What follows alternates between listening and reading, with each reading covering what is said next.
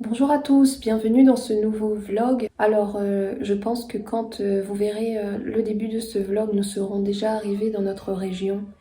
Mais je voudrais faire un point justement sur avant notre départ parce que je me dis que ça peut être intéressant de voir comment on voyage avec un enfant atteint d'épilepsie sévère et voir dans le cas de Nolan d'un syndrome épileptique rare.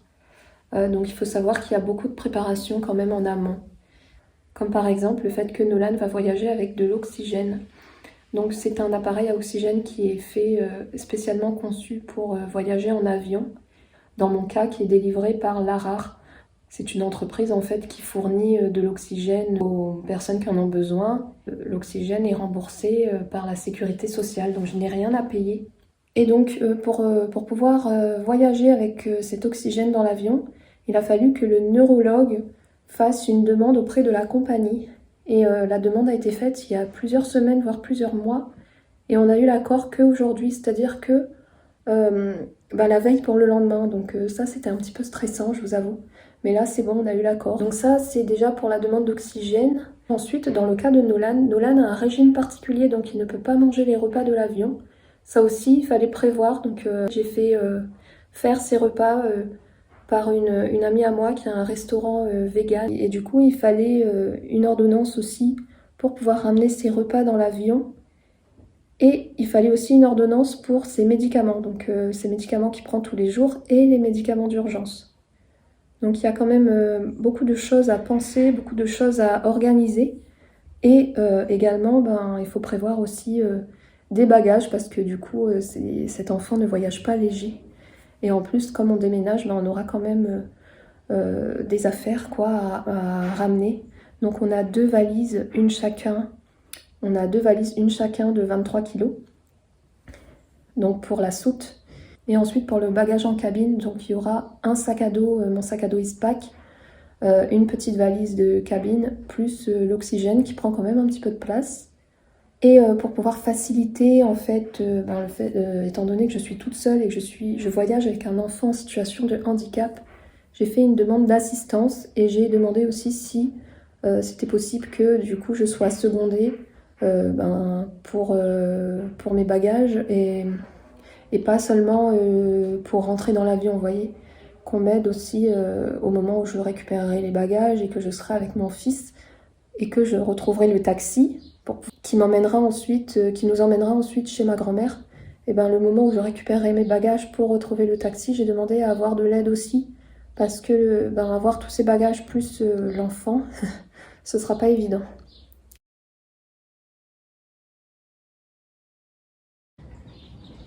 Nous sommes mardi 12 septembre, il est 14h30 et on va bientôt partir à l'aéroport parce que c'est le jour du grand départ et on a rendez-vous à 17h30 pour rejoindre Sandrine de Graines de Folie qui va me livrer du coup les repas pour l'avion, les repas pour Nolan.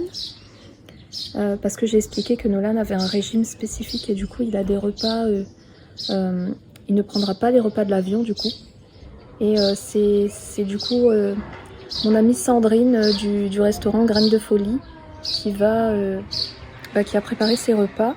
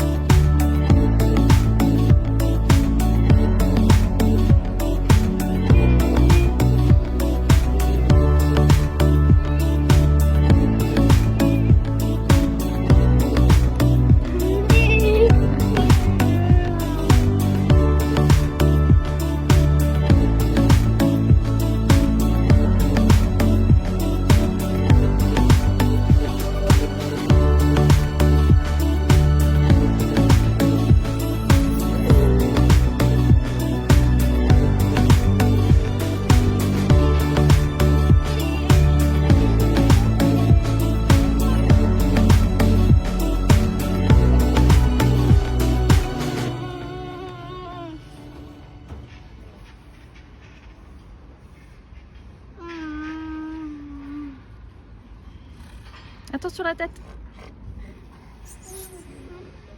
Nolan, on va reprendre l'avion?